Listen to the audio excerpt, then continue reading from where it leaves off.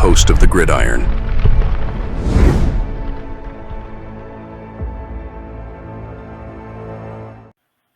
Right. Mr. Johnson is on the mend. That's good. That's good. Really, really good. Apparently he's able to start running. That's really good.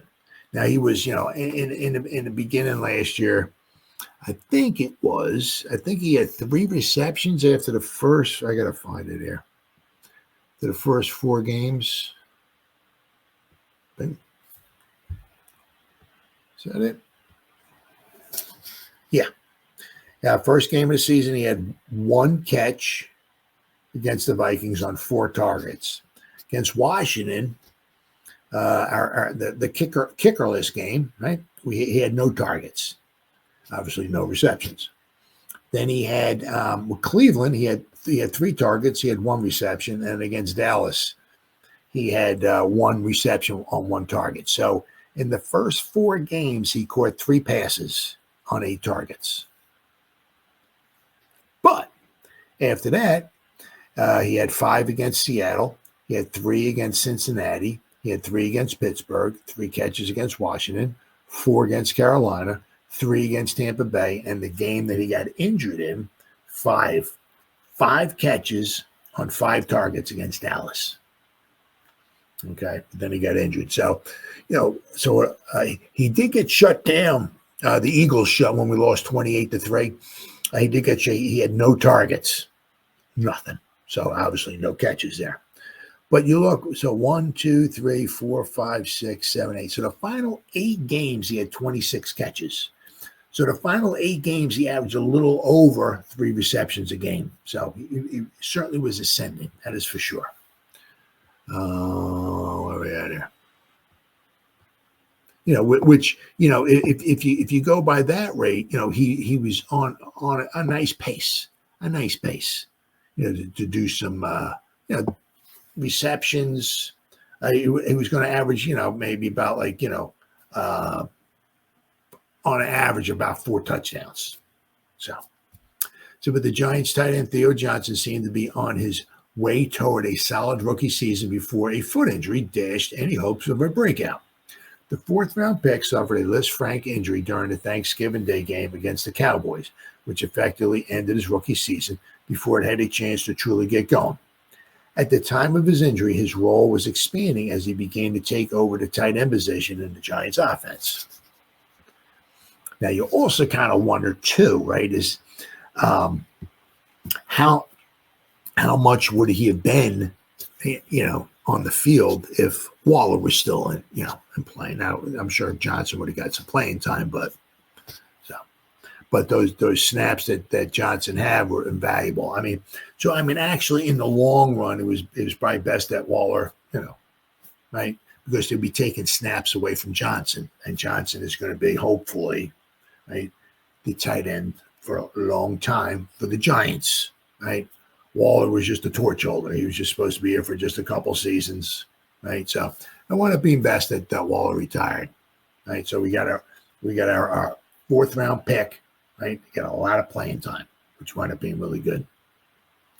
Though Johnson missed the final 5 games of the season, he's already moving around and has been cleared to run, per Ryan Dunleavy of the New York Post. So that's good. Giants entered the offseason with a tight end room that has decent overall depth, even if it's a bit uninspiring. Yeah, I'd say I'm not overly inspired, right? Behind Johnson on the depth chart is Daniel Bellinger, Chris Manhertz, and Greg Dulcich.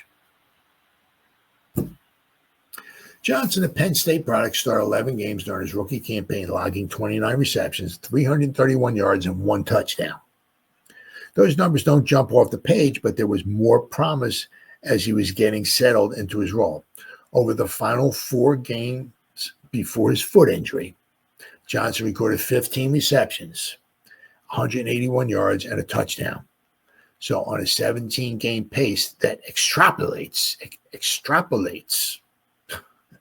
or pans out to be, 64 receptions, 769 yards, and 4 touchdowns. So, based on his final 4 games, which were, as I said, it says here, there we go.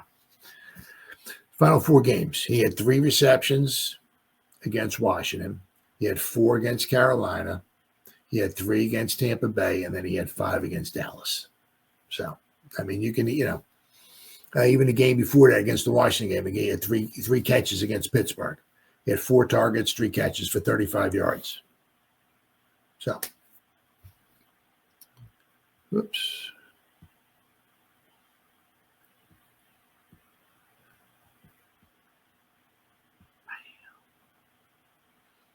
His RAS score was just like off the freaking chart, absolutely off the chart. An elite athlete, Johnson has the makings of being an every down tight end. How he responds from the foot injury will be a key factor in his role for 2025, but it appears he's making positive development in that area. So that's good. Dying to see the guy back on the field. Let's see what we got. Where we go? Overall, now, according to PFF, right, his offensive grade was a 53.6. Now, in the beginning, okay, no, I can't share my screen. I've got this on a different. All right, but he graded out at 53.6 overall for the whole season. But the first week against Minnesota, he graded out a 42.5. Then against Washington, a 49. Cleveland, a 50.1. Dallas, the 4th week, a 49. Cincinnati graded out a 53. Against Philadelphia, when he had no catches, graded out a 43. So, I mean, he had one decent game against Seattle, graded out a 62.5. But the final, 5 games, okay? And once again, this is just PFF. That's all it is. His final 5 games, against Pittsburgh, he graded out a 64.7. Against Washington, 67.4. Carolina, 64.2. Tampa Bay, 58.9. And Dallas, the game he got injured in, 66.5. So the final 5 games, he graded out over a 60 in all but one. The Tampa Bay game, he graded out almost at a 59. His receiving grade for the whole season was a 55.7. But it was the same thing. The final 5 games, his receiving grade against Pittsburgh was a 66. It was a 63 against Washington, 66 against Carolina, 64 against Tampa Bay, and a 75.9 against the Cowboys. Let's see.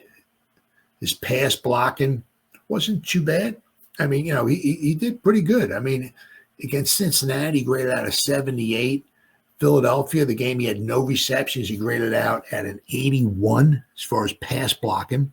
Pittsburgh, he graded out a 75. Washington, he graded out a 76. Carolina, he graded out a 52.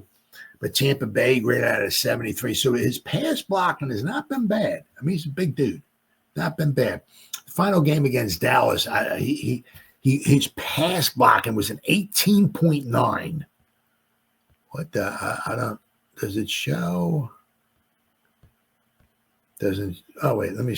Can I get anything? Let me see here. I was receiving. Okay, let's see. All right, blocking, unblocking, pass blocking. Okay, I don't know what the heck happened in the final game against the Cowboys. 18.9. Let's see here. I don't know. Pressures allowed. I don't know, but whatever it was, he did a pretty bad job pass blocking against the Cowboys. But for the most part, it wasn't too bad. So you can certainly see without question, Theo Johnson was. Yo, what's up, Vinny G-Man? Vinny G-Man's in the house. What's up, Vinny? But Theo, I mean, he was ascending. It seemed like during the beginning of the season when he was in there, didn't do super spectacular. But as the season wore on, he was getting more and more receptions. And according to PFF, his grades were getting better too, as well. So it was a shame that the Lisfranc injury sidelined him for the final 5 games of the season. But he got a bunch of. What did he get? 4. No, that was. Let's see here. Here we go. I mean, I'm just trying to see how many snaps he got here all together. That was his pass blocking. All right, let's see offense here. Okay, PFF says is 681 snaps. So 394 pass snaps. Let's see where we got. He had 63 pass blocking snaps and 224 run blocking snaps. So it's 700 snaps. So those snaps will be invaluable, really, really invaluable for him. So that's good. So I mean, hopefully we got ourselves a real keeper. Absolutely. Just be interesting to see what happens with Daniel Bellinger this season, right? We did bring back Manhertz, right? Apparently we still have Dulcich, so I'll have to wait and see. It's not the most inspiring tight end room, but it is what it is. I mean, if the Giants ever get this quarterback situation down, right? Maybe we can go out and maybe either draft, or we can draft another tight end this year, right? Who knows? Or we can go out in the free agent market maybe and bring in a tight end as well too, right?